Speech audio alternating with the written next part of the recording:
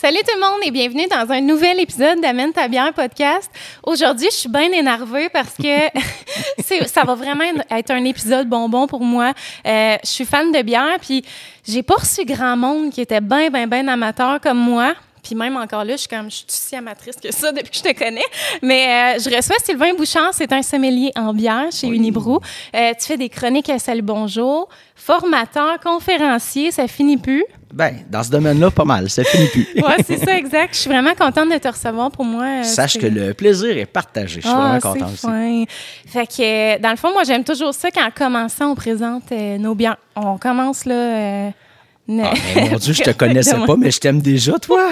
On commence tout de go avec de la bière. Exactement. C'est de même que ça part. Allons-y. Puis aujourd'hui, on a des bières Unibrou. Okay. Puis dans le fond, moi, initialement, ils m'ont pas demandé de présenter de la Unibrou, mais j'avais vraiment envie de présenter le nouveau produit que j'ai reçu récemment, qui est la rousse. Ben, veux-tu présenter la tienne en premier? Non, vas-y. Okay. Mais attends, tu dis que tu l'as reçu, mais tu n'y as pas goûté encore. Ben, je l'ai goûté avec toi. Ah oui, OK, on l'avait goûté. Oui, on l'a goûté OK. à la formation.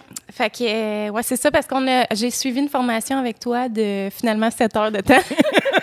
C'était supposé durer 3 heures, genre, en tout cas. Dans les faits, je t'ai dit, ça va t'éviter de dire des niaiseries, parce que si t'en dis, t'en diras plus, puis c'est moi qui en ai dit pendant 7 heures. Ben, c'est ça, c'est parfait. Puis, c'est ça, tu m'as fait découvrir plein de bières, là, mais celle-là, vraiment un beau coup de cœur. Moi, je suis déjà très fan de bières rousses. J'adore les rousses. Puis là, on est dans de la rousse houblonnée, donc c'est une lager. Oui. Là, faut-il que j'explique la lager? Tu m'as dit que tu l'expliquais. Vas-y, je te laisse aller. Lager, dans les types de bières, il y a deux types de bières, deux familles. La L, deux familles, la L et la lager. Exactement. Puis la lager est un petit peu moins effervescente. Plus effervescente? Oui. C'est pas la L? Les lagers sont plus effervescentes. C'est vrai. Les ales le sont moins. Okay. Les lagers sont habituellement moins complexes. Ouais, c'est les ça. ales vont être plus complexes. Les lagers ont généralement pas des gros collets de mousse. Okay. Alors que les ales, généralement, ont des gros collets de mousse. Les lagers ont des notes moelleuses qui peuvent être sucrées, mais qui seront rarement fruitées. Ouais. Là, ça, c'est une lager. Puis, il est vraiment écrit qu'elle est houblonnée. Puis elle est vraiment houblonnée, là. Tu sais, c'est une rousse qui est quand même assez amère, parce qu'il y a des bières qui est écrit houblonnée, mais que finalement, pas tant, parce que tout dépendamment, en tout cas. Fait que bref, puis... Dépendamment de quoi? Dans les faits, c'est que le houblon a deux fonctions principales aujourd'hui. Il rend la bière amère, c'est un amérisant, ou il va être utilisé aussi comme aromate. Ouais, c'est le ça. houblon aromatise la bière. Donc, quand tu prends une bière, quel que soit son houblon, tu peux avoir une ou l'autre des deux propriétés ou les deux. Fait qu'il y a des bières, tu les sens, tu fais « wow », plein, entre autres les IPA, tu sais, c'est un nid de fruits tropicaux. C'est les houblons qui font ça, c'est pas des fruits. Alors que d'autres bières, tu les sens, tu sens pas le houblon. Puis il y a des bières que tu vas les boire, elles sont amères. Puis il y a des bières, même s'il y a des houblons, elles sont à peu près pas amères. C'est ça, et pourtant, il y a du houblon dedans. Dans ce cas-ci, on a du houblonné. Elle est un peu aromatique, belle amertume. Alors qu'il y a des bières qui sont très aromatiques, très amères. Dans ce cas-ci, c'est belle amertume, un peu aromatique. OK. Puis, est-ce que je me trompe si je dis que tu as été un peu derrière le processus de création de cette bière-là? Ou? Oui, tout à fait. Moi, depuis 3 ou 4 ans, je travaille en collaboration avec le département du marketing chez Unibrou et la salle de brassage, dont le maître brasseur Jerry Vietz. Alors, le marketing dit « qu'est-ce qu'on pourrait brasser qui répond à un besoin, une tendance? » Moi, je fais mes recherches, propose tel produit. Après ça, on enligne, on s'enligne ensemble et la salle de brassage et moi, le marketing, qu'est-ce qu'on veut vraiment en fonction de différents paramètres. Après ça, notre brasseur fait sa magie de créer ce que j'ai en tête puisque toute l'équipe a mis de l'avant comme idée que pouvait avoir l'air le produit. On goûte 1 fois, 2 fois, 3 fois. Puis quand tout le monde dit « OK, c'est ce qu'on avait en tête au départ », on lance le produit. Oh, c'est tellement cool. Fait que veux-tu qu'on verse la rousse, on la goûte, puis après, on présente l'autre? OK. Volontiers. Veux-tu les verser? Ou ben oui, je vais te laisser faire ton animation pendant ce temps-là. Là, il faut faire le petit sonore. Toujours satisfaisant. Pourquoi donc il faut faire le petit pchouat? Ah, parce qu'on déguste avec Louis. Ça Bien fait sûr. partie des 5 sens. Alors ça, quand on entend ça, ben on sacré... il fait soif dans ma gueule. Ouais. C'est ça que ça fait. Exactement. C'est ça que ça fait. C'est ça. Ah non, c'est pas ce verre-là. Ouais, c'est ça. Je te laisse aller. Fait que pourquoi il faut boire ça dans un verre au fond? Celui-là, on dirait qu'il est rond, à peu près? Bien, ta question est pertinente, puis je vois que tu essaies de faire un retour sur les informations techniques que je t'ai données sur le verre, et je vais complètement te déstabiliser. Ça va être comme ça pendant 1h30. Oui, parfait. Normalement, on n'aurait pas dû prendre ce type... Faut-tu que ça remplisse autant? Ou... Ben, ça dépend comment soif que tu as. Ben, moi, je pourrais t'en boire 4. Là. Oui, mais ça... pourquoi le verre? Dans les faits, une langueur va préférer un verre un peu plus allongé qu'un verre arrondi. Ça va lui permettre de mettre de l'avant ses bulles, son effervescence qui est beaucoup plus vive qu'une ale. Donc, normalement, tu as raison, puisque c'est une langueur, on aurait dû aller avec un verre plus allongé. Vu qu'on est chez toi puis que tu n'as pas tous les verres qui existent dans tous les formats, dans ce que tu m'as montré, où on avait 2 verres petits du même format, c'était de loin les plus agréables. C'est pas vraiment grave parce qu'on est dans une dégustation, puis la bière devient secondaire à ce moment-là. Mais c'est sûr que d'avoir eu un verre plus étroit, plus allongé, ça aurait aidé la bière à avoir une meilleure mousse, à mieux sentir et goûter la bulle, et ainsi de suite. Mais honnêtement, à part pour le look aujourd'hui, il n'y a pas grand raison. Puis de toute façon, elle ne sera pas dans le verre longtemps. Oui, bien c'est ça, exact. Puis c'est vrai, j'ai oublié de le mentionner, mais Unibrou, quand ils m'ont envoyé cette bière-là, m'ont envoyé des verres, puis j'ai eu l'ingéniosité de partir mon lave-vaisselle avant que tu arrives. Fait que là, ils sont dans le lave-vaisselle, puis... chaud et plein de savon. Exactement. Ça pourrait être une idée pour une prochaine bière, autre chose, une bière qui goûte la trille. Ah. Souviens-tu de la gomme Trill? Oui, bien les gommes au savon. Ben c'est ça. Fait que ça sera peut-être venu ton lave-vaisselle. On lance ça dans l'univers. Santé. Cheers. Merci de me recevoir. Ouais, ça fait... On se chine-tu? Ou? Ben, on est... ça a l'air que la salive donne plus la COVID. OK, parfait. Faut-tu la déguster? OK, on la boit. Dans les faits, c'est parce que je sais pas si tu veux qu'on fasse une dégustation comme il se doit. Fait que là, on le bu directement. Oui, c'est ça. Mais on l'avait dégusté aussi durant la formation. Mais tu sais, je pourrais vous dire que de prime abord, elle est superbe parce qu'elle est rousse et que la couleur rousse implique nécessairement un goût caramélisé à votre bière. Après ça, on va la regarder. On voit que la bulle, elle est petite. Elle est pas très effervescente à cause du verre. Le verre fait en sorte qu'elle semble moins pétillante. Elle n'a pas un gros collet. C'est une lager, c'est un peu normal. Elle est vraiment belle. Quand on la sent, qu'est-ce qu'on a dans le nez? Bien, pas dans le nez, mais au-dessus du nez. Quel parfum? C'est sûr que là, ça me trompe parce que je l'ai bu, fait que je l'ai déjà, mais... Toutes les réponses sont bonnes. Vas-y. Ben moi, Attends. Ben c'est sûr qu'on sent le caramel. On sent le caramel. La couleur nous dit que ça va être caramélisé, et le nez, on sent le caramel aussi. Il n'y a pas de caramel dedans. C'est les maltes qui ont été grillés jusqu'à ce qu'on sorte le sucre. Le malt étant la céréale. La céréale germée. Ouais. Et là, le sucre qui sort par la chaleur va caraméliser alentour de la céréale. Et c'est cette céréale caramélisée-là qu'on utilise pour brasser la bière. D'où le goût de caramel et le nez de caramel. Ouais. Puis on a quoi aussi?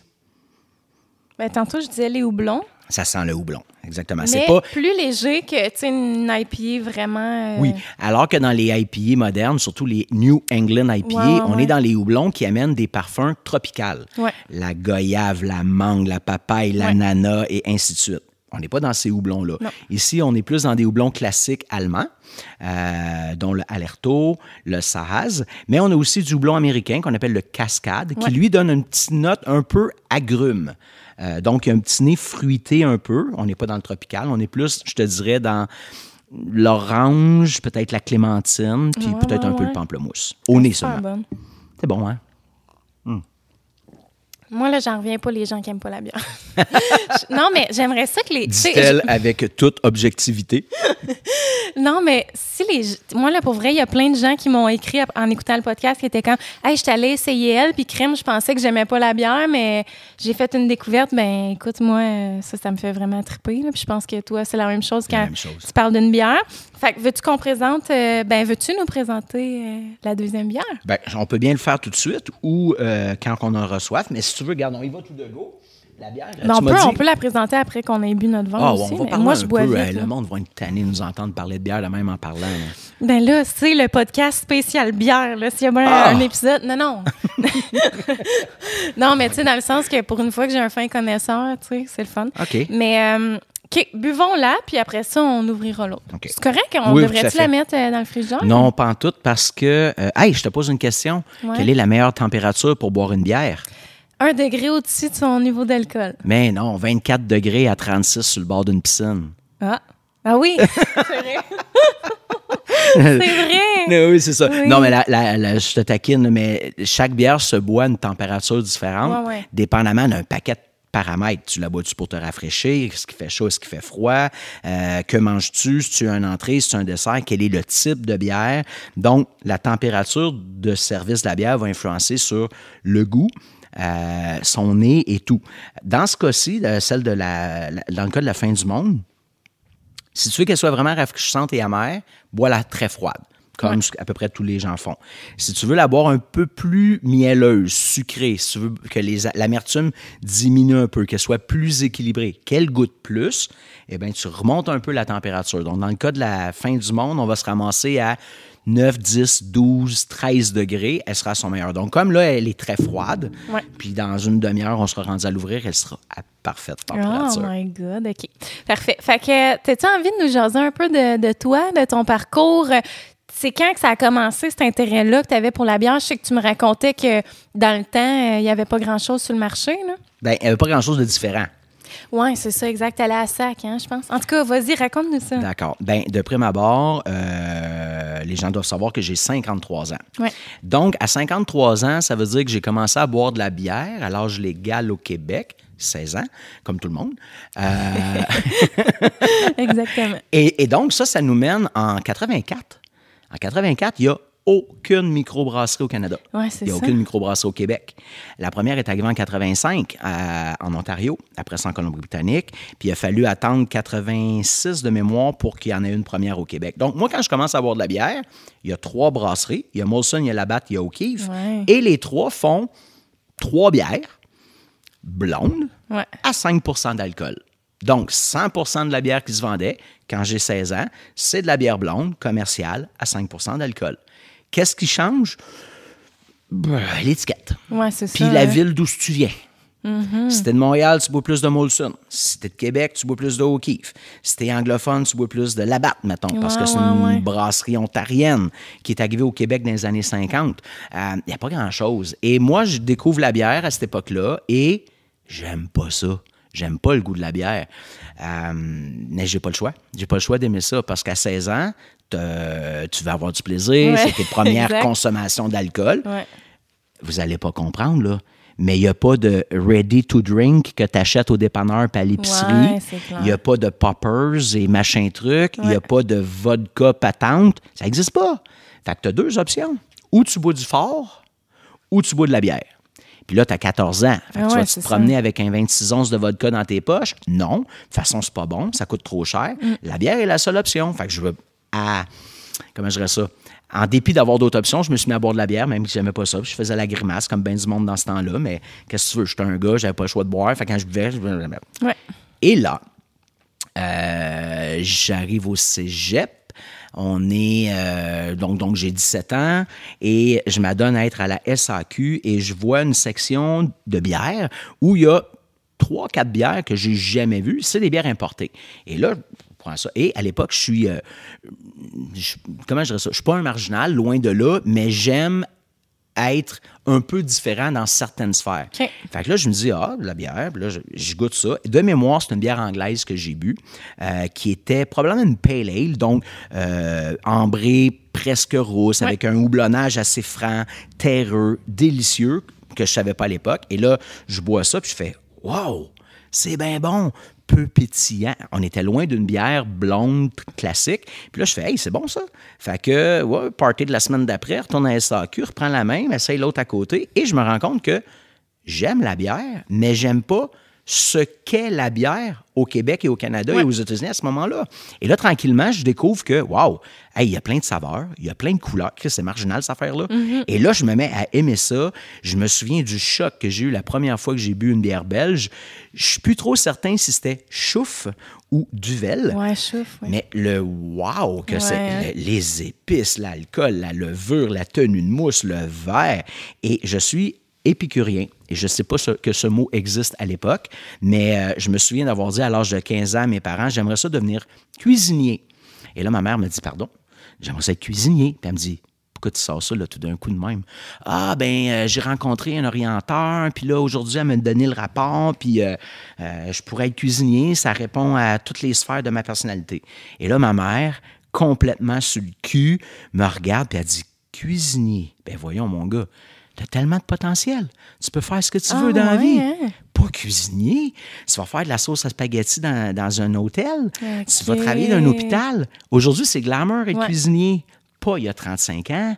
Le cuisinier, là, il fallait que tu sois français ou que il n'y avait pas d'option. Alors, je suis pas devenu cuisinier. C'est la seule fois, je pense, dans ma vie que mes parents m'ont dit non. Ils m'ont découragé de faire ça. Mais probablement que dans la bière, quand j'ai goûté ça 2-3 ans plus tard, j'ai retrouvé ça, moi, du nez. Ça sent. Ça sent tellement plein d'affaires. Du goût. Les goûts sont là. Les textures sont différentes. Et c'est beaucoup plus tard que j'ai réalisé, wow, alors que je ne savais pas ce que je voulais faire, que je pensais que je pouvais devenir cuisinier, je me suis rendu compte que mon côté épicurien qui me faisait aimer tous les sens, je suis un jouisseur. J'aime le vent sur la peau, j'aime les caresses dans le cou, j'aime tout ce qui m'excite visuellement, les odeurs. Je suis un nez ambulant. Moi, le livre qui m'a révélé des choses incroyables, c'est Le Parfum de Patrick Susskind. Oui, hein? Où, pour la première fois de ma vie, je lisais des mots de quelqu'un qui parlait de son nez et je comprenais tout et je voyais tout. D'ailleurs, c'est la force de ce livre-là, la capacité que cet auteur allemand-là a eu à faire voir les images de ce que sentait Grenouille. Ouais. J'ai capoté. Donc, la bière, petit à petit, ce que je me suis rendu compte, c'est que ça répondait à plusieurs des aspects de ma personnalité. Je suis quelqu'un qui adore l'histoire. D'ailleurs, si je n'étais pas devenu quelqu'un qui travaille dans le milieu de la bière, mon plan au départ, c'était de devenir professeur d'histoire à l'école. Donc, par la bière, c'est l'histoire de l'humanité, c'est l'histoire de l'Allemagne, c'est l'histoire de l'Europe, c'est l'histoire du Canada avec Molson qui a été un des premiers financiers, qui a payé le premier train ici, la Banque de Montréal qui était aussi la banque des Molson. Donc, l'histoire vient me chercher. À travers la bière, j'ai découvert encore plus qui je suis. Ouais, c'est cool. C'est pas pire, hein? Ouais. Puis comment t'es entré chez Unibroue? C'est toi qui as cogné aux portes puis t'as fait comme crème? Qu'est-ce qui a fait que t'es devenu... Tu t'es donné le titre de sommelier en bière parce que je me rappelle que tu disais que t'es pas mal... Il n'y en a pas beaucoup, là, tu sais, des sommeliers en bière. Au Québec, sommelier en bière qui utilise le terme, maintenant, il y en a quelques-uns, on n'est pas nombreux. J'ai été le premier en 2010 à publiquement dire « Je suis sommelier en bière ». Au Québec. Il y en avait déjà ailleurs, mais le terme n'existait pas ici. Il y avait déjà quelques personnes, dont mon maître à penser, qui est vraiment la personne qui m'a montré que c'était possible de faire ça dans la vie. Mario Daire. Mario Daire se considérait comme un biérologue. Ouais. Moi, c'est ça que j'ai toujours entendu. Biérologue, qui est plutôt utilisé aussi en Europe. Et en Europe, ils vont utiliser un autre terme qui s'appelle zytologue. Okay. Au lieu de parler d'un sommelier en bière, parce que pour eux, sommelier veut dire vin. Alors, ils ont trouvé un terme, og, qui était relatif à la bière, et c'est zytologue, qui vient de zytos. De mémoire, c'était le nom qu'on donnait à la bière dans l'Égypte ancienne. Okay. Donc, les zytologues. Alors, Mario Daire était biérologue. À peu près en même temps que moi, 2009-2010, apparaît un nouveau personnage dans le milieu de la bière au Québec, qui est Philippe Houters, qui, lui, se disait expert en bière. Il est expert en bière, mais lui utilisait ce terme-là.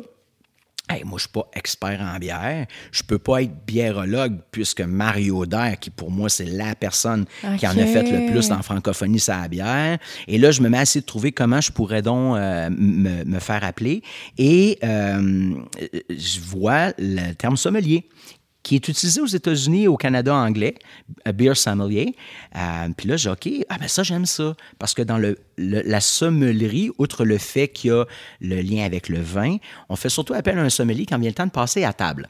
Donc, c'est la nourriture qui devient le lien entre le liquide et le terme du travail. Et c'est ça que j'ai décidé d'utiliser parce que Unibroue, dès les premières années, en 92, 93, 94, décide d'utiliser la nourriture comme véhicule promotionnel pour ses produits en disant une bière haut de gamme va bien avec une nourriture haut de gamme. Ouais. La bière seule, c'est le fun, mais accompagnée de nourriture, c'est encore mieux. Et moi, j'ai adopté ça à 100% dès mon arrivée avec Unibroue il y a 20 ans. Donc, il y a 10 ans, quand on me dit « Comment tu veux t'appeler? » sommelier en bière est devenu tout à fait naturel pour la promotion de la nourriture et tout ce que ça implique, le terme sommelier au niveau de connaissance sur le produit bière en tant que tel. Okay. Comment je suis arrivé chez Unibrou? Ouais.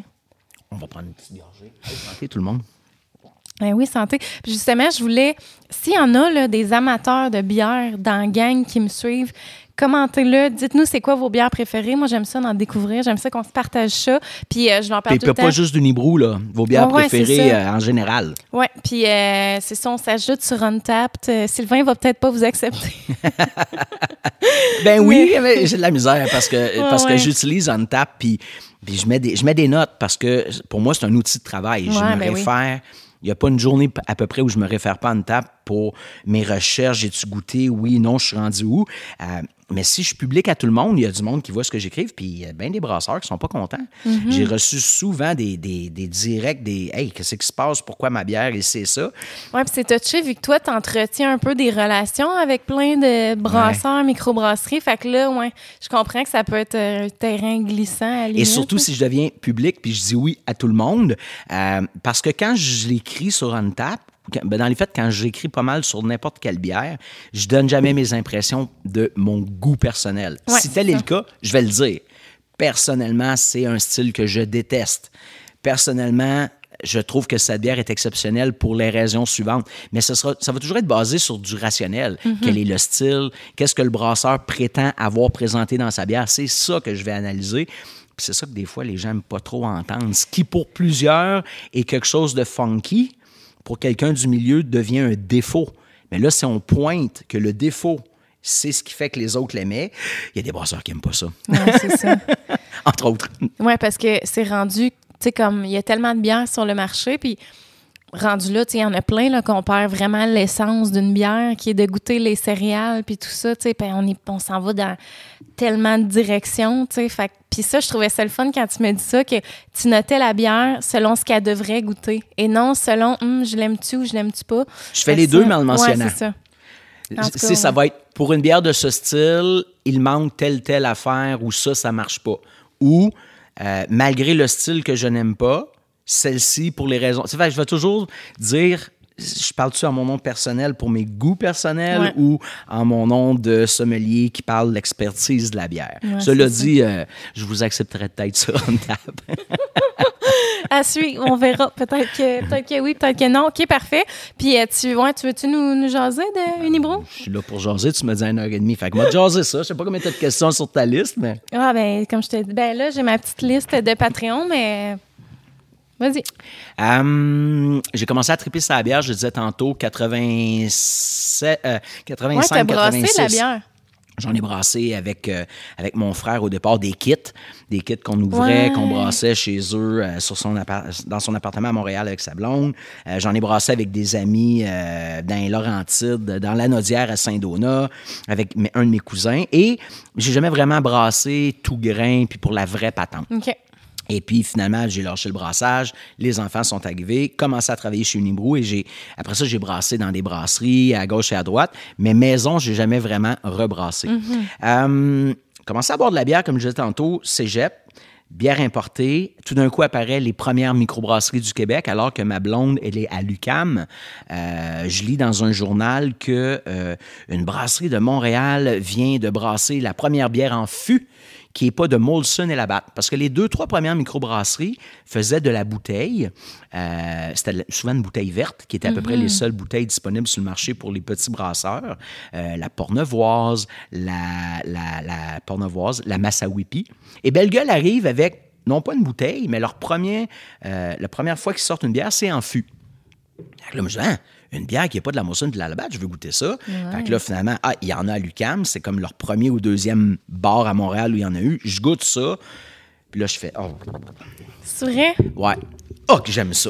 OK, t'aimais ça. Ben oui, okay, mais j'ai une face qui disait, c'est pas bon. J'étais pas habitué à ce genre de goût-là. OK. Une bière blonde qui avait du goût. Puis là, je fais, mais j'aimais ça.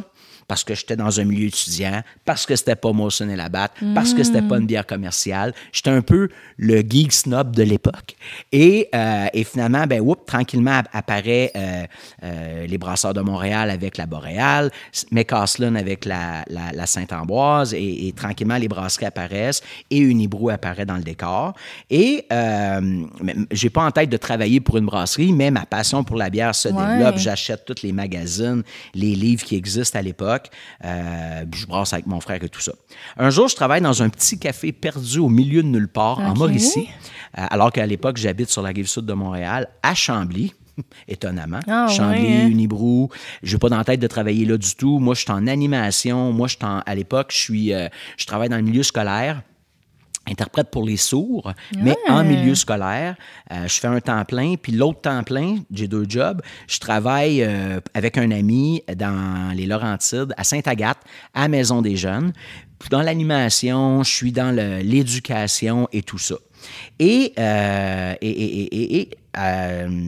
c'est ça. Je commence à travailler avec, justement, un de ces amis-là, en Mauricie, dans le village de Saint-Élie-de-Caxton. Oui. Ouais. Village de Fred Pellerin. Fred Pellerin, oui. Fred Pellerin, qui j'ai connu quelques années auparavant, alors qu'il avait à peine 14 ans. C'est vrai. Bohème, gratteux de guitare, rassembleur. Oui, c'est un personnage, mais il est comme ça de façon naturelle. Et dans le café où je travaille, Fred est associé. À l'époque, il est probablement au cégep.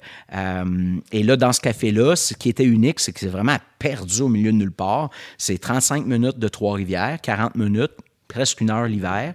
Et les gars qui ont parti ça décident d'avoir des bières de spécialité.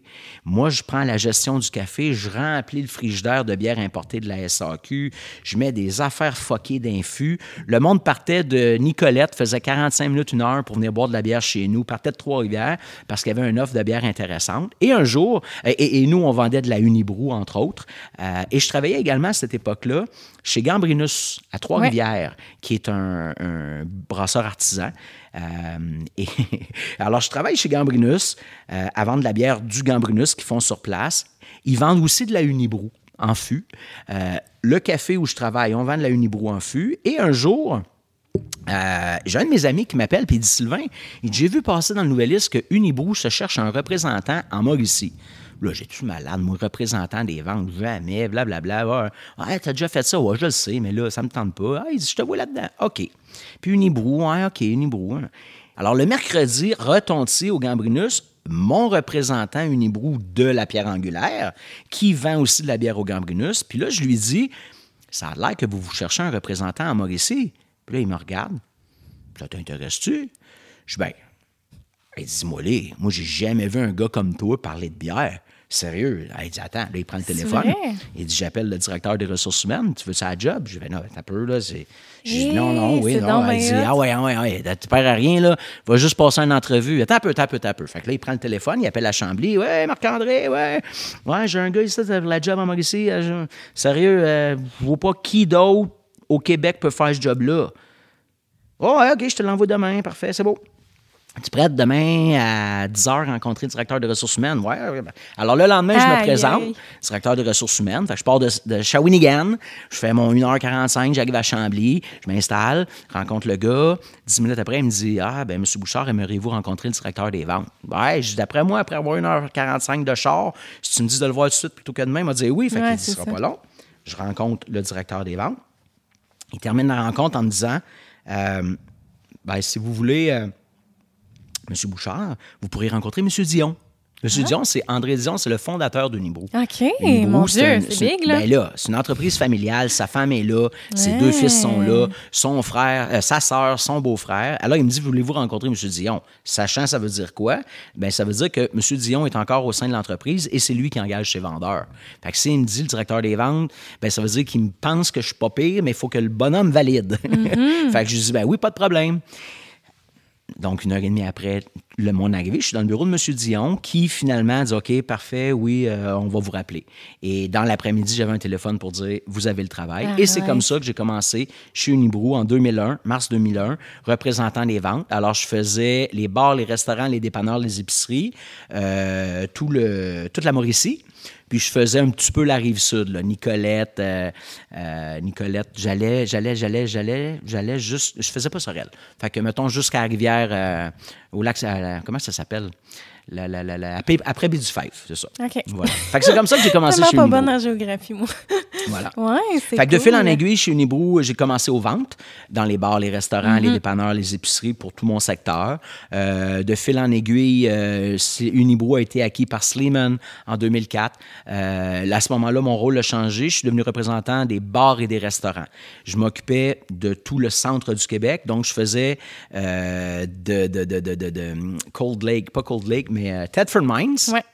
À Sorel, OK. sur la Rive-Sud. Donc, je faisais Drummond, je faisais Victoriaville, puis je faisais à peu près la même chose sur la Rive-Sud. Je faisais de Saint-Anne-de-la-Pérade à Repentigny. Non, c'est pas vrai, à Yamachiche, Masquinongé, voilà. Et puis, en 2009, on a créé, pas on, mais quelqu'un chez Unibrew a créé le poste d'ambassadeur sommelier qui n'avait pas de titre. Et c'est moi qui ai eu le travail. Dans le fait, le travail a été créé pour moi. Ils ont créé le poste sachant que j'étais quelqu'un capable d'être en relations publiques, en marketing, capable de conter les histoires, qui vivait la bière, qui devenait à quelqu'un... Puis qui connaissait l'histoire et le patrimoine de la compagnie parce que j'étais là déjà depuis quelques années, à l'époque, 4-5 ans. Donc, et voilà, je suis devenu porte-parole de la brasserie au Québec. C'est cool. C'est le fun, hein? Oui. Chanceux. J'ai une job qui a été dessinée, créée pour moi, pour vraiment venir mettre moi, je suis une rockstar. J'aime être devant un public. J'aime prendre le micro et dire, là, il m'écoute, le monde. Alors, on me permet de faire ça. Je suis un passionné d'histoire. Je fais que ça, compter l'histoire de la bière, d'Unibrew, les légendes. Je suis quelqu'un qui voulait faire de l'enseignement. Donc, mon travail depuis 11 ans, c'est vraiment d'éduquer, former les gens à ce qu'est la bière, comment boire la bière.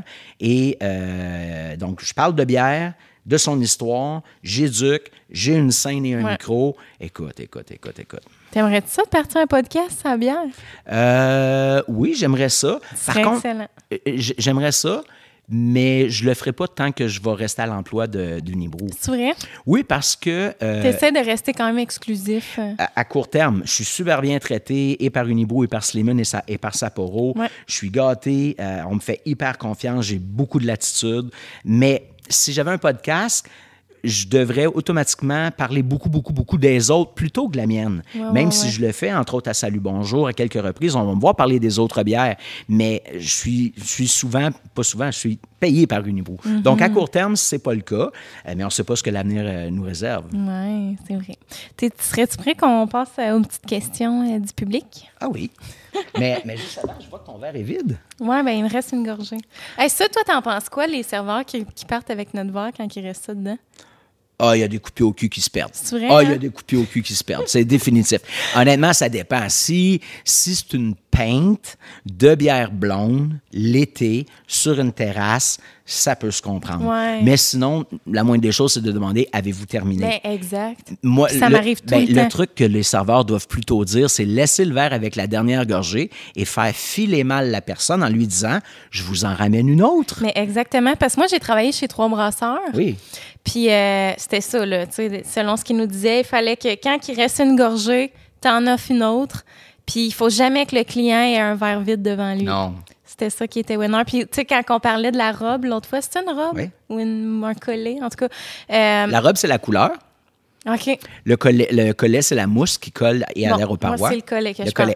Le collet, ça, là, fallait faire attention. Si le collet avait trop descendu, il l'achetait puis il en reversait une autre. Fallait qu'elle arrive sur la table. Avec la mousse. Oui, vraiment, tu sais, qu'elle soit belle. Puis... Mais tu l'as dit, c'est pour qu'elle soit belle. Ouais. La bière la plus cheap au monde, dans ses communications, ses posters, ses photos et ses publicités, a toujours un épais, généreux collet qui déborde sur le côté et qui fait « j'en veux ». Fait que si je te mets deux verres de bière pleins, un pas de mousse, l'autre avec le collet, 99% des gens vont prendre celui avec le collet. Ah oui. D'où on va la rendre belle en laissant de la mousse dessus. Ouais, c'est cool. Mais là, on parle, t'as plus rien à boire. Oui, c'est ça. Mon Dieu. Une jeune fille blonde qui finit une bière avant moi, je capote. Ah, mais moi, je bois vite. Hein. C'est ça que... Hein? Ouais, mon chum, il me reproche parce que, mettons, moi, je suis une buveuse à l'apéro. Fait que, tu sais, moi, en faisant le souper... Ah oui, là, les gens ne savent pas quelle heure qu'il est, là. Oui, mais c'est ça. Hey, des fois, je fais des podcasts Ça à va 9h bien le l'apéro matin. à 11h à midi. Ah oui, c'est... Ben oui, exact. Puis, c'est ça, moi, j'aime ça. Le soir, là, je fais à souper, là, je me verse une bière. Même, je vais peut-être m'en verser une deuxième. Mais après souper, j'en bois plus. OK. Mais mon chum, lui, c'est le contraire. Mettons, là, vers 9h, ah, veux-tu une bière? Je suis comme non. Mais lui, il s'en verse une. Fait que, tu sais, on boit pas au même moment. Puis moi, je bois vite, là.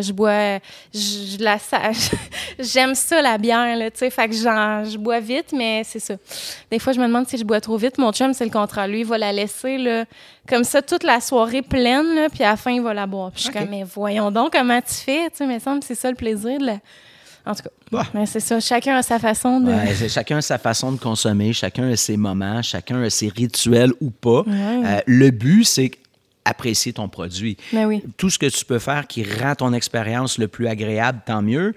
Si c'est de cuisiner avec ta musique de choix, si c'est la ventilation ou pas, si c'est un verre quelconque, go. Puis toi, tu bois-tu à tout moment ou t'as-tu des moments que tu bois, t'aimes ça plus boire une bière qu'un... Bien, il y a deux questions. Ouais. Est-ce que je bois à tout moment? Oui. Ouais. De par mon travail. Hier, j'ai fait Salut Bonjour. Devine Ouais. à quelle heure j'ai bu? Ouais. 8h45. Ouais, c'est ça, exact. Bon, 8h45 à Cuba, ça s'accepte. Ouais, oui. Au Québec, c'est tel quel. Même chose, des fois, je fais des tests. Ben, le meilleur moment de la journée pour goûter quelque chose, quel que soit dans la vie, c'est 2 à 3 heures après s'être levé. Parce qu'à cette heure-là, t'es quick, Ouais. t'es réveillé, tes sens sont actifs, ton déjeuner est déjà assez loin. En principe, la digestion est commencée. Donc, t'es pas fatigué. Une dégustation en fin d'après-midi, fatigue, moins de concentration, moins alerte. Donc, le meilleur temps pour déguster, c'est le matin. Fait que je bois le matin. Je travaille en recherche, en Ouais, mais développement. en mode dégustation. Ah ben voilà! Mais mettons, boire un verre pour le plaisir. Là, t'es-tu capable des fois de faire comme, là, je bois pour le plaisir, je ne suis pas dans l'analyse? Sûrement pas. C'est chiant ta réponse, ta question. Non, mais tu sais, comme mon chum, il est musicien. Tu sais, on va voir des shows de musique, il n'est pas capable de juste apprécier. Tout le temps, il analyse tout. Je suis comme, apprécie le moment. Mais toi, c'est ça avec la bière? Ou... OK, je vais répondre, je vais mettre des guillemets, puisque Ouais. c'est pas moi qui parle, c'est mon épouse Nathalie. OK. Hey, ta gueule, puis bois. Ou bien, clair. hey, ta gueule, puis mange. Parce Ouais. que comme je suis toujours dans les saveurs, dans les textures, et c'est utile pour mon travail, il faut que je comprenne qu'est-ce qui est à la mode dans la bouffe. Parce que c'est sûr que dans pas grand temps, on va me demander quelle bière va avec ça. Donc, je suis tout le temps là-dedans. Mais oui, ça m'arrive. Ça m'arrive des fois de... Une bière, je la connais. Une X bière, je l'ai bu souvent. C'est telle brasserie qui l'a Ouais. fait. C'est ma bière préférée qu'ils font, qui est dans mon style préféré. Quand je vais la prendre, aussitôt que je la vois, je suis heureux. Quand mon nez arrive au-dessus du verre, souvent, je fais « Oh! » Souvent, je vais faire « Oh, wow! » Puis là, je serai totalement dans le bonheur pur, OK. quel que soit le style ou la couleur. Si c'est dans quelque chose que j'apprécie, ça arrive pas souvent, mais ça arrive. Ah, OK. Ça arrive. Bon, là, j'ai plein de questions, mais allons-y avec la bière. Là, Oui, pour, tu m'as demandé d'amener ma bière préférée. Oui, exact. Ça aussi, c'est une question chienne. Parce que C'est sûr. le sommelier va te répondre « Quelle heure est-il? Que faisons-nous? Ouais, Avons-nous c'est mangé ça. ou pas? » Toutes les bières sont bonnes à tous les moments du jour. C'est-tu ma première préférée à vie? C'est-tu ma première préférée en ce moment? Ouais. C'est compliqué. Fait que j'ai décidé d'amener une. Ben, tiens, toi, gars, donc ça. La fin du monde. Oui. Ben, il va dire, c'est sûr, le gars travaille pour la compagnie. Raison de plus, on lance aujourd'hui en canette. Oh, Ouais, c'est plug malade. incroyable.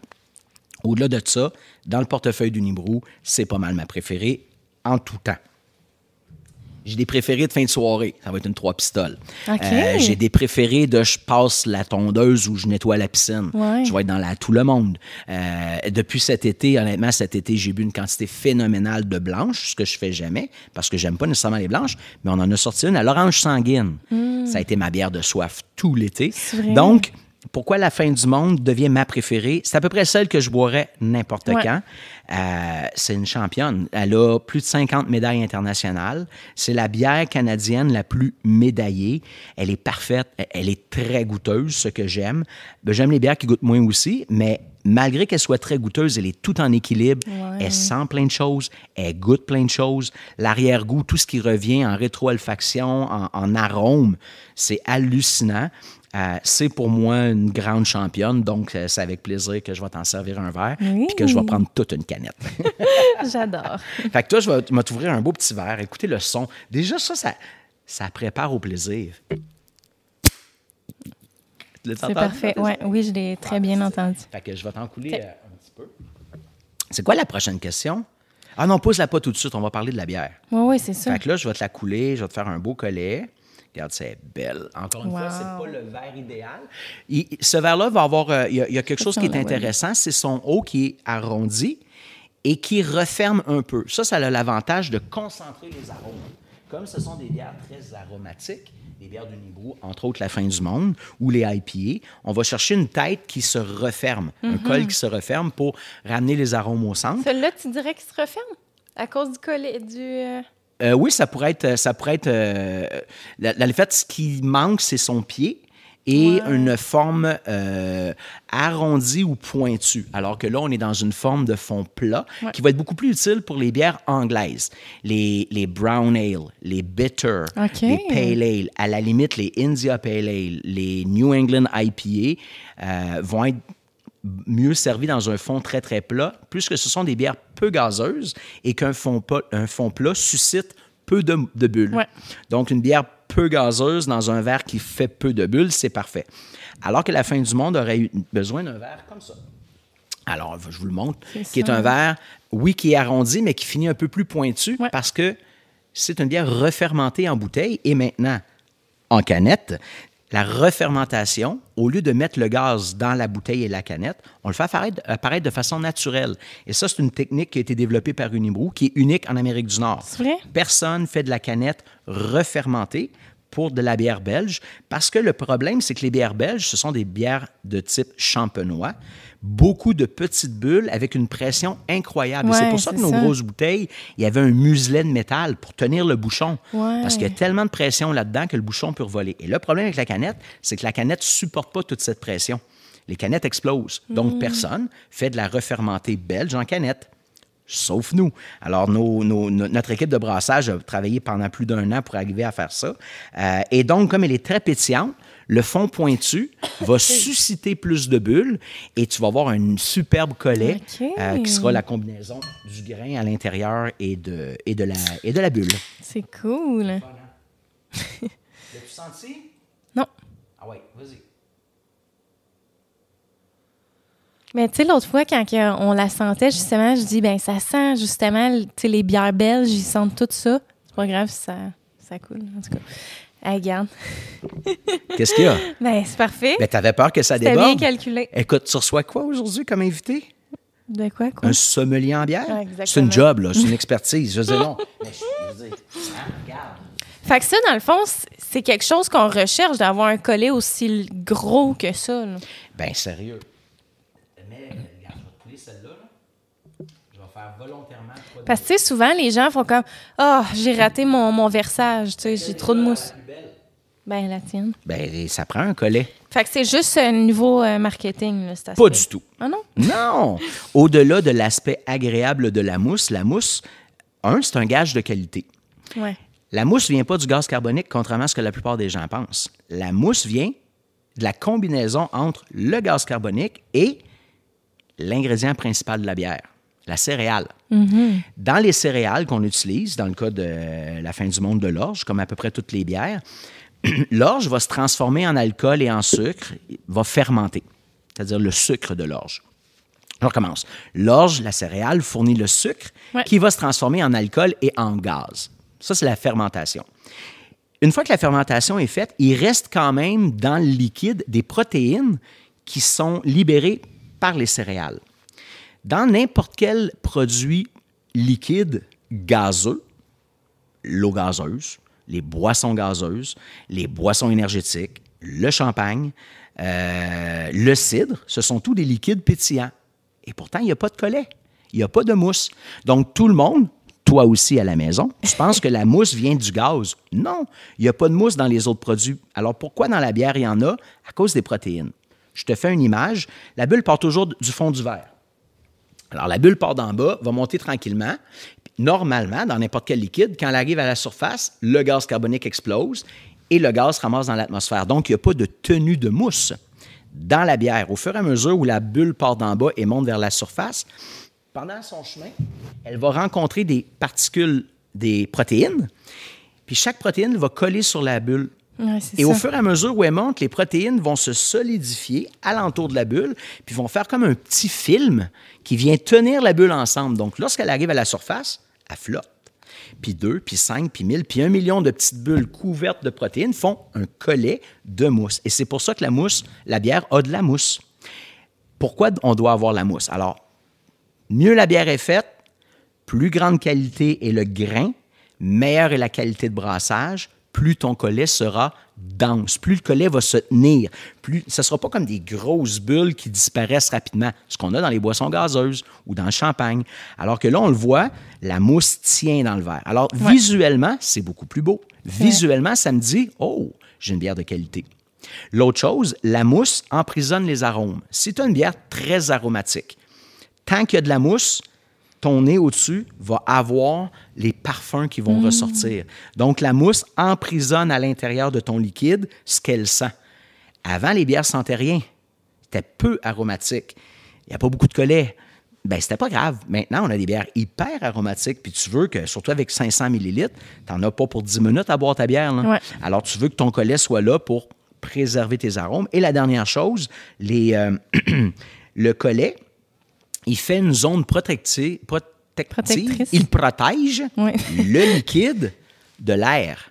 L'oxygène dans le vin, dans n'importe quoi, rentre et va oxyder ton produit. Tu ne veux pas que la bière oxyde. Et ça peut se faire très rapidement. Donc, une bière avec un gros collet de mousse empêche l'air d'oxygéner ta bière, de perdre des arômes, est un gage de qualité, puis elle est tellement plus belle. Ouais. Santé. Santé. Fait que ça sent on quoi? l'a senti, oui. Bien, je trouve que ça sent beaucoup le sucre, là. Tu sais, je le sens, le petit sucré de... Moi, je te dirais du miel. Un petit nez de miel. Miel parce que, pour moi, c'est un sucre, mais qui me rappelle un peu les fleurs. Il y a un petit côté floral sucré que j'associe au miel. Miel et épices. C'est très épicé. Typique des bières Unibroue. Hein. Puis le belge, on le sent beaucoup, les levures. Exactement. Les gens vont dire les bières d'Unibroue goûtent toutes pareilles.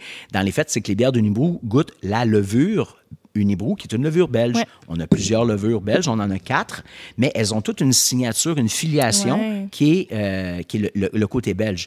Il y a des bières qui ne sont pas d'Unibroue, mais qui sont des bières de type belge. Les gens les sentent et ils disent « Ah, ça sent la Unibroue. » Alors, c'est ce que tu sens. Alors, tu dis « Ça sent la levure ». Pour quelqu'un qui ne sait pas ce que sent la levure, je pourrais dire ça sent le pain, ça sent la pâte à pain. Dans la pâte à pain, on sent la levure. Ouais. C'est plus la levure qu'on sent que la farine et l'eau. Alors ici, on a vraiment le nez de la levure. Ou si tu préfères, ça sent un peu la baguette. Tu rentres à la boulangerie, une belle baguette grillée, fraîche, ça sent le pain, ça sent la levure, c'est ce qu'on a. Les épices, tu l'as dit, le caractère fruité, le caractère sucré. Oui. Ça sent pas fort. Non. Mais ça sent fort. Oui, mais c'est ça. Exactement. Je ne pourrais pas mieux décrire. On y goûte? Ouais. Dans mon cas, j'y regoute. Oui, c'est ça. Ben moi aussi, tu sais, je l'ai déjà bu à plusieurs reprises, mais c'est vrai que c'est vraiment un beau produit. Puis tu sais, comme je te disais l'autre fois, je trouve qu'elle ressemble quasiment à la blanche de Chambly, mais plus sophistiquée, tu sais, plus forte en alcool, parce qu'on sent quand même la chaleur. Puis fruitée, plus épicé, c'est ça, plus... Bien, le lien que tu fais avec la blanche de Chambly est intéressant. Dans les deux cas, on retrouve une bière blonde. Dans les deux cas, on retrouve une bière blonde non filtrée. Donc, si tu montres la bière, elle est floue, elle est trouble, elle est voilée. C'est parce qu'il y a encore de la levure dedans. Alors que la plupart des brasseurs vont filtrer la bière avant l'embouteillage pour retirer la levure et ajouter du gaz carbonique. Chez Unibroue, on laisse la levure dedans et à l'embouteillage ou à l'encanage, on ajoute un peu de sucre qui va refermenter, qui va faire apparaître la bulle de façon naturelle. Donc, le lien avec la blanche, c'est la fin du monde. Elle est trouble, il y a présence de levure et le goût se ressemble de par la levure. Autre chose similaire, dans les deux cas, il y a 2 aromates. La graine de coriandre qui donne une bonne partie du nez et du caractère épicé du goût de la bière et de la pelure d'orange séchée. Pas dans les mêmes proportions, mais il y en a. Dans celle-là, par contre, quand tu dis elle est plus, je me souviens plus de l'adjectif que tu as utilisé, mais ça voulait dire plus sophistiquée, elle a 9 d'alcool, alors que dans la blanche de Chambly, on est à 5. Et l'alcool goûte quelque chose. C'est souvent ce qui fait que les bières blondes fortes en alcool ne sont pas bonnes, c'est que ça goûte que l'alcool. Pourquoi cette bière-là, qui est une bière blonde à 9 d'alcool, est bonne et qu'elle est la championne canadienne des médailles internationales? Parce que ça goûte la levure qui cache le goût de l'alcool. Parce que ça goûte les épices qui cachent le goût de l'alcool. Parce que ça goûte le grain. Alors, il y a plusieurs éléments dans cette bière-là qui viennent donner un équilibre. Tu ne goûtes pas que l'alcool. Tu goûtes beaucoup plus les épices que dans la blanche. Tu goûtes beaucoup plus également la levure que dans la blanche. Elle est chaude, ce qui n'est pas le cas avec la blanche. La blanche a 10 IBU d'amertume. Alors, pour ceux qui ne savent pas, l'IBU est une échelle pour mesurer l'amertume de quelque chose qui est utilisé dans la bière pour communiquer la perception d'amertume que quelqu'un peut avoir lorsqu'il boit une bière. L'eau a 0 IBU. Une bière commerciale très, très douce en IBU, la plus douce que je connais est probablement la Budweiser, la Bud Light, qui, je crois, est à 6 ou 7 IBU. La blanche de Chambly est à 10 IBU. C'est souvent pour ça que les gens qui n'aiment pas la bière, parce qu'ils n'aiment pas l'amertume dans la bière, vont aimer les bières blanches. Dans le cas de la fin du monde, on est à 19 IBU. Donc, j'ai 2 fois plus d'amertume que dans la blanche. Et c'est pour ça qu'encore une fois, tu dis, elle me semble plus complexe, plus sophistiquée. Donc, plus d'amertume, plus d'alcool, plus d'épices, plus de goût. Mais ce qui fait que c'est une championne, c'est l'équilibre parfait. Il n'y a rien qui dépasse. Tu ne pourrais pas dire elle est plus amère ou elle est plus épicée ou elle est plus alcoolisée. Tout est en équilibre. C'est vrai. Et c'est pour ça que c'est ma bière préférée. Santé. Santé. Fais-tu des questions? Oui, c'est ça. Ben, tantôt, tu parlais un peu de ta blonde. Elle aime-tu la bière? Ah, ma blonde. Oui, ta blonde, là. Moi, je suis le seul qui peut se laisser courtiser par des noirs, des brunes, des rousses. Ma blonde, elle pense toujours que je parle de bière. C'est fantastique. Ma blonde aime-t-elle la bière? Elle a le même âge que moi.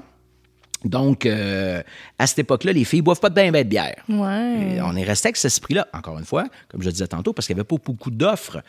Fait que les gars n'avaient pas le choix de boire de la bière, sinon tu étais catégorisé comme des mots qu'on n'a plus le droit d'utiliser. Les filles, c'était pas grave, fait qu'ils buvaient d'autres choses. Ils buvaient des alcools de l'époque, des vodka jus d'orange, ça, c'était le summum du cocktail, du rum and coke, tu sais, c'était ça dans le temps, là. Tranquillement, avec les microbrasseries, les filles ont commencé à dire « Oh, ça peut goûter bon la bière » et se sont mis à boire des bières de filles, des rousses et des blanches. Ma blonde n'a jamais été très bière de filles, mais elle s'est mise un jour à adorer une bière irlandaise, qui est une rousse, qui est la première Irish Red Ale. C'est un style qu'on voit beaucoup maintenant, surtout dans les pubs des microbrasseries, des rousses irlandaises. La première, c'est la Smithwick's. Qui est la même brasserie qui fait Guinness. Et elle s'est mise à boire ça. Puis ça se trouve-tu en épicerie, ça? Oui, ça se trouve en épicerie. Tu vas voir... pardon. Ah, ça, c'est la réalité de mon podcast. Habituellement, quand je passe, je ne bois pas parce que le gaz remonte. Smithwick's, tu vas les trouver dans la section... Tu as toujours Guinness, Kilkenny, Smithwick's, Harp. Fait que va voir la Guinness, là. La Smithwick's, c'est toujours à côté. Et donc, c'est une Irish Red Ale. Le caramel domine, une petite amertume un peu, juste pour équilibrer. Et ça, le fait, ça, j'aime ça. Moins gazeux. C'est très britannique.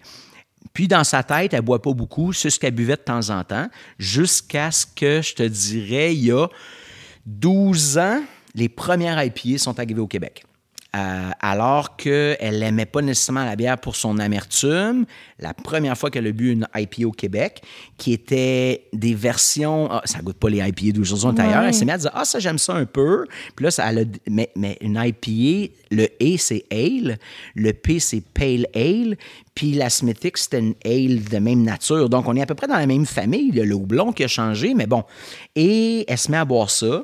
Et puis tout d'un coup, elle dit « Moi, je n'aime que l'IPA. » C'est vrai? Ben oui, toi, chose. Moi, je travaille pour une brasserie qui fait des bières belges.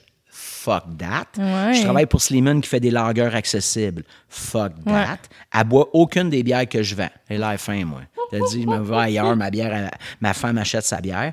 Et tranquillement, elle s'est mise à aimer les IPA qui venaient beaucoup de la Californie, qu'on achetait en importation ou que je voyageais pour le travail, que je lui ramenais.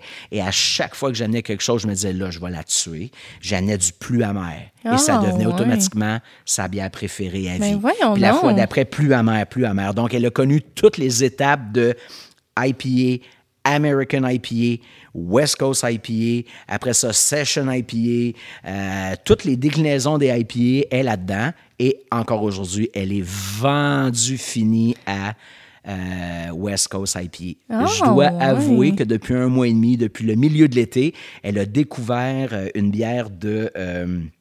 Dieu du ciel, les brumes des jours, quelque chose de brume, je devrais le savoir.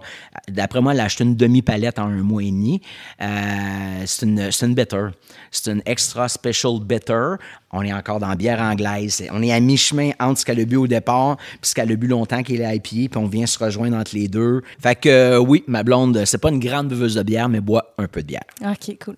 Fait que là, on va, pour de vrai, y aller avec les questions du public. T'es pas game, on est down. Les gens sont comme là, tu vas-tu les poser nos questions? Alors, tantôt, je me suis demandé si je devrais pas les poser en commençant le podcast, mais je pense qu'on va être... ça va être bon pareil. Première question. Le débutant a-t-il intérêt à choisir un type de bière en particulier ou une méthode de brassage plutôt qu'une autre? Ça, j'ai trouvé ça intéressant. Tu m'en as parlé un petit peu durant la formation, mais parce que, tu sais, souvent, moi, quand les gens me posaient la question, j'avais tendance justement à les diriger vers de la blanche. Bière super sucrée, légère. Mais comme tu me disais l'autre fois, ça peut des fois être une brune, une noire, dépendamment des goûts de la personne. Fait que... Bien, déjà, il y a 2 questions. Dans le fait, il y en a une, mais qui se divise en 2. Ouais. La personne termine avec une bière, un style en particulier ou une technique de fabrication. Ouais, genre. Dans les faits, technique de fabrication, on devient très, très, très précis dans certains styles. J'irais pas de ce côté-là. Moi, j'irais plus pour, non pas un style de bière, mais poser 2-3 questions de départ. Ouais. Qu'est-ce qui fait que la personne aime pas la bière? Souvent, la personne va répondre « J'aime pas ça parce que c'est trop fort. » Tu veux-tu la déculotter? Tu dis fort au goût, fort en alcool. Ça veut rien dire être fort. Oui, c'est ça. Je veux dire, fort, ça peut vouloir dire que le bouchon est tellement fort qu'il faut que tu te desserres fort. Je veux dire, ça sous-entend souvent j'aime pas le goût fort. Allons le valider. Pourquoi vous n'aimez pas la bière? J'aime pas ça parce que ça a un goût fort. Qu'est-ce que vous voulez dire par fort? Fort en goût, fort en alcool? Ah, fort au goût. C'est quoi le goût que vous trouvez fort? Ah, je sais pas, là, mais c'est comme ça goûte fort. Ça goûte fort. On est dans l'amertume. Ouais. Les gens n'aiment pas l'arrière-goût amer de la bière. Ah, vous n'aimez pas l'amertume? Non. Non, j'aime pas l'amertume. Ah non, moi, je suis vraiment plus cocktail et vin blanc. Mais quand t'es cocktail et vin blanc, là, vin blanc, c'est sucré. Ouais. Cocktail, c'est sucré. Vin blanc, c'est sucré acide. Cocktail, c'est sucré acide. Bien, va chercher une bière sucré et acide. Donc, à ce moment-là, tu peux aller jouer avec des gazes, avec des fruits dedans. Tu n'es pas obligé d'aller aussi acide qu'une gaze qui est très, très acide. Fait que tu peux aller avec une blanche, avec un fruit dedans. La personne a dit non, j'aime l'amertume. Ah oui, buvez-vous du thé? Oui. Buvez-vous du café? Hey, j'aime le café. Alors que si la personne aime le café et qu'elle n'aime pas la bière, c'est pas l'amertume qu'elle aime pas, parce que le café, c'est amer en tabarouette. Ouais. Donc, si elle vous dit j'aime le café, prenez votre café au lait. Prenez-vous votre café avec du sucre ou vous prenez votre café tout seul? Ah non, j'aime le café seul. Eh bien, wow! Vas-y avec un stout, vas-y avec un porter. Hyper de base, pas fort en alcool. Parce que si tu le crains en alcool, tu vas le craquer en sucre. Vas-y avec un porter, un stout de base, où c'est le caractère torréfié qui va ressortir. La personne a dit non, finalement, c'est l'amertume du houblon qu'elle aime ou qu'elle n'aime pas. Donc, il y a moyen de poser quelques questions, cerner la personne et d'offrir une bière qui répond à ses goûts plutôt qu'à ce qu'elle n'aime pas, finalement. Oui, c'est ça. Donc, je répondrais ça, poser 2-3 questions, connaître ses styles de bière, puis être capable d'analyser dans tous les styles de bière quels sont ceux qui vont venir répondre à quelque chose que cette personne aime. Oui. Fait que dans le fond, le brassage en tant que tel, c'est tellement large, là, tu sais, ça... Dans le fond, c'est tout le processus de création de la bière. Fait que, tu sais, de dire, est-ce qu'il y a une méthode de brassage qu'on devrait prioriser à une autre? Non, parce que c'est tellement large. C'est tellement large. Et surtout aujourd'hui, juste que je te dirais, il y a, je vais dire une 10-12 ans, tout était très cloisonné. On faisait des ale. Et tous les styles qui en découlent. On faisait une pale ale comme ça. On faisait une ale. Dans les ales, il y a des ales allemandes, les Weizen. On faisait une Weizen comme ça. Quand on était dans les lagers, on faisait une Pilsner comme c'est supposé être fait. Tranquillement, on s'est mis à voir l'hybridation. Ouais. On s'est mis à dire, je pourrais prendre la caractéristique d'un style dans telle famille, mais mélanger avec la levure de l'autre. Puis là, tranquillement, on s'est mis à tout décloisonner. Et c'est ce qui fait en ce moment que le milieu brassicole est vraiment trippant parce que ça se pitche partout. Il y a de l'innovation, c'est hyper dynamique, mais on perd nos repères, on perd nos bases, on perd ce qui était des balises autrefois. Et donc, pour revenir à ce que tu disais, c'est dur de trouver une technique qui va répondre à un goût particulier parce que tout se fait maintenant dans la bière. Exact. OK, super. Deuxième question. Pour un débutant, quelle bière de Unibrou tu référerais? Là encore, ça dépend du goût. Mais y a-t-il des bières dans Unibrou qui sont un petit peu plus vendeurs ou qui plus accessibles, que plus grand public, si on peut dire ça entre guillemets? J'ai 20 ans de festival de bière dans le derrière. Ouais, ben c'est J'en ai vu du monde. Et moi, je suis chanceux parce que quand je suis dans un festival de bière au kiosque Unibrou, on me demande de ne pas servir de bière. Comment ça? Parce que quand quelqu'un arrive à la pompe, j'y parle pendant 45 minutes. Fait que les autres à côté, Sylvain Collis décollent. La file, Parce que moi, je vais jaser. Fait que je vais prendre la personne, je vais dire, venez avec moi. On va s'en aller sur le côté et je vais lui poser 3-4 questions. Et c'est souvent le classique. Salut, je vais te prendre ça, puis Puis là, je dis, OK, votre épouse, elle n'aime pas la bière. Elle n'aime pas la bière. Venez ici, madame. Là, je vais mettre à jaser avec. Ouais. Puis là, je prends le temps. Goûtez-ci, dans mon portefeuille de bière. Qu'est-ce que vous n'aimez pas, si, ça? Tellement souvent, elles ont terminé avec ma plus noire, ma plus forte, ma plus goûteuse. Parce qu'on est tellement loin de ce qu'elles ont en tête, les personnes, et non pas les femmes, de ce qu'elles n'aiment pas de la bière. Hey, j'aime pas une bière blonde. Imagine-toi foncée. Hey, j'aime pas ça à 5 %. Imagine-toi à 10 %. Alors que finalement, on ne se surprend pas de la couleur d'un vin. On ne se surprend pas qu'un vin est à 15 % au lieu d'être à 13 %. Pourquoi ce serait si important dans la bière?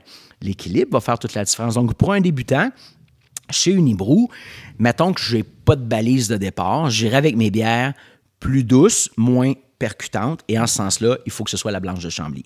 La blanche de Chambly, tout en équilibre, petite acidité, presque pas d'amertume. Bien sûr, ça goûte la bière, mais il y a du blé dedans qui donne un petit côté légèrement citronné, acidulé. Les aromates, c'est la pleure d'orange, la coriandre, c'est tout en légèreté, bien intégré. Souvent, ça passe. Et c'est d'ailleurs pour ça qu'on appelait ça à l'époque, il y a 30 ans, une bière de filles, parce que les filles étaient réputées ne pas aimer la bière, mais aimaient la blanche de Chambly, en guillemets, parce qu'il n'y avait pas d'amertume. Sinon, j'irais avec une Raffman. La Raffman, qui est une bière très blonde, dans les faits, c'est une ambrée. Okay. À peu près, oui, elle a une amertume, mais très, très doux. Et elle a une petite quantité de malt fumé. Qui lui donne un aspect vraiment intéressant. Souvent, les gens qui la connaissent pas vont dire « Hey, c'est bon ça, c'est léger, c'est accessible ». On avait les éphémères, qui étaient des blanches aux fruits. Blanches éphémères à la pomme, à la cerise, au bleuet, à la canneberge. On en a eu. Chaque année, on changeait de bière. Maintenant, les éphémères sont disparues. On les a remplacées par des blanches à quelque chose. Ouais. Alors, cette année, notre première est la blanche à l'orange sanguine, aromatisée avec de l'hibiscus. Et je ne t'annoncerai pas en primeur qu'en avril, on va sortir une blanche à quelque chose. J'ai vu tes yeux, mais je t'ai dit, je ne te l'annoncerai pas en primeur. Mais là, autant de alors, j'irais pour une éphémère à l'orange sanguine, justement parce que l'amertume est quand même assez bas. L'orange sanguine et surtout l'hibiscus amènent une belle complexité florale, épicée, un acidulé presque canneberge qui est à l'intérieur. Super beau produit. La couleur rouge est belle. Ça pourrait être une alternative. Sinon, allez-y dans la gamme Autre chose, qui est une nouvelle gamme qu'on a lancée. Dans la Autre chose, on vient d'en sortir une, juste celle qu'on goûte ici. La rousse pour son côté caramel, si quelqu'un n'a pas peur de l'amertume. Parce que le côté caramélisé est bien présent. Mais tu l'as dit au départ, la bière est bien amère. Mais l'amertume est un peu balancée par le sucre du caramel, donc ça devient intéressant. Mais ça goûte un peu la vraie bière. Sinon, allez-y pour la HIPL. La HIPL, qui est un peu notre interprétation d'une New England IPA, mais en version lager. Donc, de tout l'aromatique tellement agréable de fruits tropicaux. Et ton cerveau, lorsqu'il sent cette explosion de fruits tropicaux, il interprète fruits, sucre agréable. Mm-hmm. Et même si la bière, elle est amère, le cerveau a dans la tête que ça ne l'est pas tant que ça. Donc, la perception de l'amertume diminue de par l'apport aromatique des houblons tropicaux. Dans les faits, pas qui viennent des tropiques, mais qui donnent des aspects tropicaux. Alors, je dirais pour la HIPL. Et sinon, oser dans nos bières d'exception. Okay. Les brassins d'exception, c'est des bières qu'on sort une fois à chaque année. Des fois, c'est des nouvelles, des fois, c'est des retours. On sort incessamment une bière qui s'appelle la Ale Gâteau Forêt Noire, qui a été brassée il y a 5 ans pour notre 25e anniversaire. Et là, on la ressort cette année. Alors oui, elle est noire, oui, elle a 10,5 % d'alcool. C'est pas grave. Quand c'est noir, ça veut dire que ça goûte le torréfié, ça goûte le cacao, ça goûte le chocolat et le café. Si vous aimez le cacao, le chocolat et le café, allez-y. Le Gâteau Forêt Noire, dedans, il y a de l'alcool qui est du kirsch à 40 %. Fait que même si je te dis que ma bière est à 10,5, c'est pas grave. Le Gâteau Forêt Noire, il est onctueux. Moi, ma bière, elle est une bulle champenoise, elle est pétillante, elle donne cette onctuosité-là en bouche qui rappelle la crème fouettée. Dans le Gâteau Forêt Noire, il y a des cerises, d'où le kirsch qui est de l'eau de vie de cerise. Alors, notre brasseur a mis une quantité phénoménale de cerises Montmorency dans la bière. Donc, imagine-toi une bière qui est riche et onctueuse, qui n'est pas sucrée, parce qu'on n'a pas ajouté de sucre dedans. C'est pas un pastry stout. C'est le sucre du grain caramel qui vient équilibrer ça avec un kick de cerise. Puis, écoute, c'est bon. Et beaucoup de personnes qui n'aiment pas la bière, pas un gros verre, pas une pinte. Ouais. Un verre, une bouteille, 750 ml divisé en 4 ou 6 personnes, ça vous fait 150, 200 ml. C'est délicieux. Oh my God, c'est sûr que je vais me procurer cela. Oui, et tu en proposeras à des gens qui n'aiment pas la bière. Ça peut aussi être. Mais dans tous les cas, partez toujours avec une petite quantité pour un néophyte. Prends pas un verre au complet, donne-toi pas de pression. Ouais, mais ça se peut, j'aime pas ça. On la jettera, je la boirai. Il y en a d'autres. Il faut pas s'arrêter à « je l'aime pas celle-là ». Je pense que c'est toi qui le disais tout à l'heure, où on t'a dit à l'extérieur du micro. Ah oui, tu as dit « je peux pas croire que quelqu'un n'aime pas la bière ». Sous-entendant qu'il y a tellement de goût et de saveur dans la bière, je peux pas croire que quelqu'un n'aime pas ça. Il faut vraiment ratisser large. Petite gorgée, petits échantillons. Vous allez trouver ce que vous aimez. Puis tu sais, tantôt, tu parlais de festival de bière. On en voit de plus en plus, là, pour mon plus grand bonheur. Puis, tu sais, moi, justement, ce que j'aurais à conseiller, peut-être que tu vas me contredire, mais d'essayer de sortir de la zone de confort des gens. Tu sais, des fois, moi, c'est en essayant des trucs que je me suis dit, hey, ça, j'aimerais pas ça. Finalement, j'ai fait des découvertes, là, puis je me suis dit, hey, my God, j'ai fait... En tout cas, moi, après ça m'a fait acheter plein de produits, puis d'essayer de me diriger. C'est comme moi, tu sais, avant, je sous-estimais vraiment le cidre, là. Tu sais, le cidre, j'étais comme, non, moi, c'est la bière. Tu sais, si j'avais un choix à faire, c'était tout le temps de la bière. Puis, j'étais allée à un événement de bière et saveurs, puis il y avait un kiosque de dégustation de cidre. Puis, je me suis dit, tu sais, pourquoi pas, je vais en goûter. Puis, j'ai découvert les cidres secs, les cidres houblonnés. Puis là, vraiment, je me suis découvert une autre passion. J'étais le crème, c'est un beau produit. Puis, tu sais, on en fait même en barrique, là, tu sais, comme les bières. Puis, ça, je savais pas ça. Tu as profité de l'occasion d'être dans un événement d'ouverture pour goûter autre chose qui n'était pas de la bière. Je fais une parenthèse. Tantôt, tu parlais de Untap. Ouais. Tu savais que tu pouvais rentrer tes cidres? Oui, ben j'ai commencé à les scanner. Là, oui, les festivals sont une belle occasion pour 2 raisons principales. Si tu veux goûter n'importe quel produit en épicerie, il va te coûter à peu près 5 $. 4,99 la canette, c'est pas mal ça qui est le prix général et personne pour te conseiller. Oui, c'est ça. Tu es dans un festival, l'échantillon va être 2, 3, peut-être 4 $ pour goûter quelque chose que quelqu'un va t'avoir conseillé. Donc, ça te revient moins cher qu'acheter une canette au complet. Ouais, mais la canette, je l'aurais bu. Ouais, mais qu'est-ce que tu l'aimais pas? Ouais, c'est ça. Fait que ça donne quoi de boire une bière à 5 $ que tu n'aimes pas? Paye 2, 3, 4 $ pour avoir 3, 4, 5 onces. Souvent, les festivals vont en avoir 6 ou 7. Qui t'a été conseillé. Demande à la personne au comptoir. Elle les connaît, ces produits. Ouais. J'aime pas ça. J'aime ça. Voici le genre de truc que j'aime. Qu'est-ce que tu as à me conseiller? Et tu vas te faire sortir de tes shorts, tu vas goûter des affaires, tu vas faire « Wow, j'aurais jamais pensé. » Exactement. Oui, vraiment. Puis, on a une dernière question qui est, personnellement, quelle est votre bière préférée? Pas nécessairement celle de Unibrou. Ah, tu l'as gardée pour la fin! OK. Puis après ça, moi, je me suis dit, on préfère dériver de la question qui est, quelle est ta sorte de bière préférée? Okay. Fait que, mettons, bière... Ben là, Préféré, tu l'as dit tantôt, c'est difficile à dire, ça dépend de Je vais quand même l'occasion. répondre. Là, OK, vas-y. Ma bière préférée, c'est un coup de cœur que j'en ai plusieurs, là, ça arrive de temps en temps. Je suis tombé en amour cet été pour une bière de Sutton, OK. la Sutton Brewery, qui est une OK. auberge. Pat Roy qui brasse des bières exceptionnelles qui sont toutes fermentées avec des levures sauvages qu'on appelle des Brettanomyces. OK. C'est une Pilsner qu'il a faite. Je bois de la Pilsner depuis toujours. Je suis heureux depuis 3 ans parce que la Pilsner est à la mode. Et honnêtement, ça a été mon coup de cœur des 2-3 C'est dernières vrai? années. C'est une Pilsner. Fait que je dois dire que dans le paysage brassicole récent, la hors-route de la brasserie Sutton Brewery, que vous allez trouver à peu près juste en Estrie, proche de Sutton Brewery. Pour moi, c'est un brasseur qui sait tellement ce qu'il fait. Il a compris ce qu'est le style. Il a réussi à intégrer sa levure dedans, qui goûte ce que ça goûtait il y a 100 ans. C'est vrai, mon gars, c'est intriguant.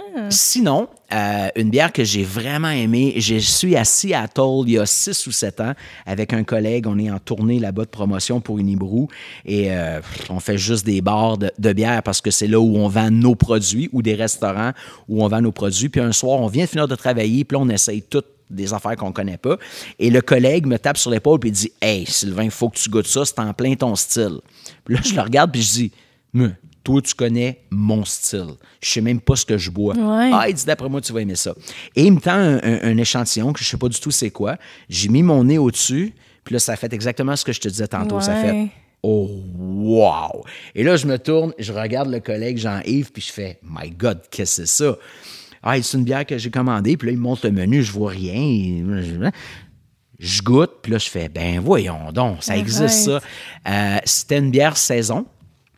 Qui venait de l'Oregon ou de l'État de Washington, je me souviens plus, d'une brasserie qui s'appelle Hodgson. Hodgson. Okay. Je sais qu'il y en a qu'il y en a ici à Burlington. Okay. Il n'y en a pas au Québec. Il y en a pas je l'ai trouvé une fois au Canada. C'est importé des États-Unis. C'était une saison qui, pour moi, était tout ce qu'une saison doit avoir. Sauvage, pétillante, le summum de la bière. Fait que ça, je pourrais dire, dans les dernières années, c'est vraiment une de mes bières préférées. Et pour répondre à ta question, quel est mon style préféré? Les saisons, définitivement. Les stouts, qu'ils soient de base ou impériaux. J'adore les stouts. Et les pils. Je suis un grand buveur je te dirais de lager légère en général, mais surtout de pils. Oh, c'est le fun. N'est-ce pas? Oui, ben c'est ça. Puis, tu sais, moi, ça m'a surpris quand tu me dis que ton style, justement, préféré, c'était pas les IPA. Parce que souvent, c'est ça qu'on se dit, il aime la bière, il aime les IPA. Il aime l'amertume, l'intensité, mais t'es quand même capable d'apprécier de l'IPA. Mais j'ai vu que t'avais... Attends, c'est drôle que tu dises ça parce que, spontanément, les gens vont dire, il doit aimer l'IPA, il aime la bière.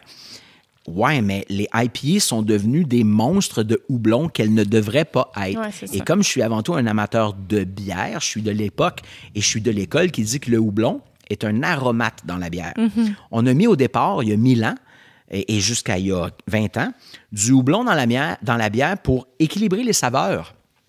Donc, le houblon devenait une façon de rendre le produit céréalier agréable. Et là, on est à l'inverse. On utilise le houblon comme ingrédient principal et on va charpenter le reste alentour. Et c'est pour ça que j'aime pas les IPA modernes. Elles sont trop axées sur un seul élément, le houblon. Cela dit, tu as dit, pourtant, c'est amer. Oui, les Pilsner, pas les Pilsner commerciales. Les Pilsner commerciales ont entre 11 et 17 IBU. Les Pilsner européennes, en bas de 25, il n'y en a pas. Les grandes Pilsner européennes sont à peu près à 35 IBU.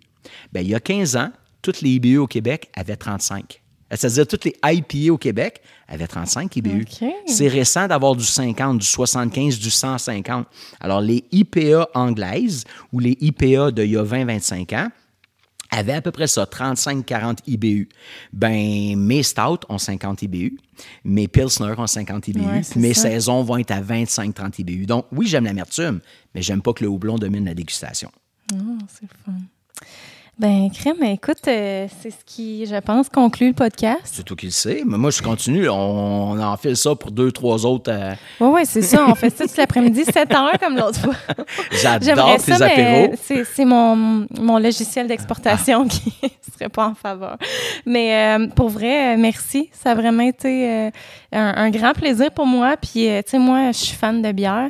Puis je le suis encore plus. Puis justement, mon chum, il m'a acheté des fleurs. Il dit, Crème, tu parles pas mal de Sylvain ces temps-ci. Parce que je suis Sylvain a dit ça. Ah, mais Sylvain a dit... Parce que pour vrai, la formation m'a tellement aidée. Puis je réalise que dans les autres épisodes, je disais n'importe quoi. Tu sais, j'y allais comme... c'est drôle. Ouais, j'y allais. Puis en même temps, quand je t'ai rencontré, c'est ça que je t'ai dit. Je dis, pour que tu évites de dire des bêtises, parce que souvent, on affirme des trucs.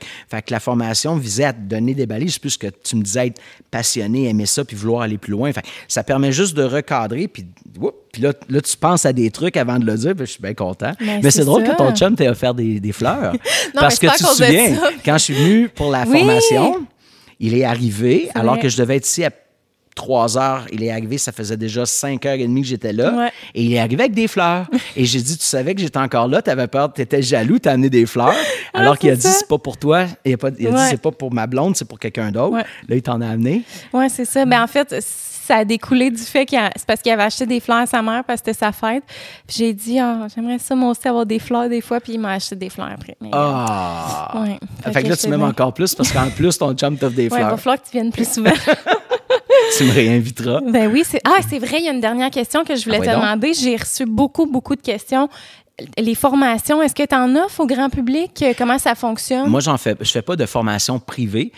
C'est mon travail à temps plein d'en faire. Donc, j'en ai déjà corporativement parlant. C'est sûr que là, avec la COVID, ça a changé beaucoup la donne depuis 1 an et demi, mais j'en fais pas malheureusement. De temps en temps, ça va apparaître ou sur mon site ou sur les médias sociaux d'Unibrou, Instagram ou Facebook. Sylvain est à tel endroit dans une épicerie. Oui, j'avais vu ça dans les photos. Pardon, pour des conférences. Sinon, malheureusement, non. Au Québec, il y a très peu de trucs qui se font. Je sais qu'il y a Philippe Houters qui offre des formations, l'Étoile des bières.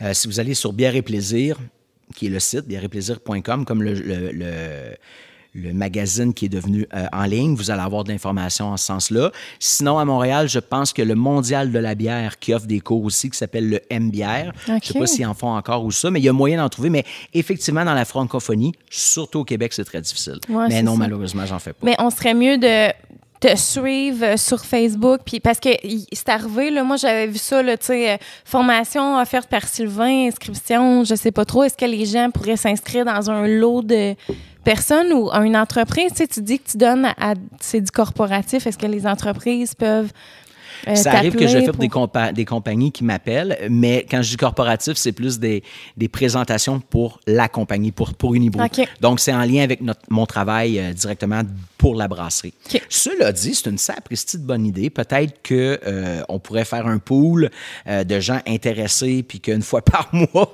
quand on pourra se réunir à nouveau, je ferai sortie du chapeau des noms, puis que les gens pourront venir. Ça pourrait être intéressant. Ou dans une région, inscrivez-vous, je suis à telle date au Saguenay. Pour vrai, je suis sûre que ça serait full gagnant parce que moi, le monde m'écrivait hey, je veux tellement offrir ça à mon chum, tu sais, comment tu peux faire? Puis là, j'étais là, j'en ai vraiment aucune idée. Je vais demander quand je vais le voir, mais tu sais, ouais. Sinon, je l'ai pour l'instant, je suis bien payé, comme je le disais, et surtout bien traité par la brasserie, mais le jour qui se tanne ou que je me tente, je me partirais peut-être une agence de formation à domicile.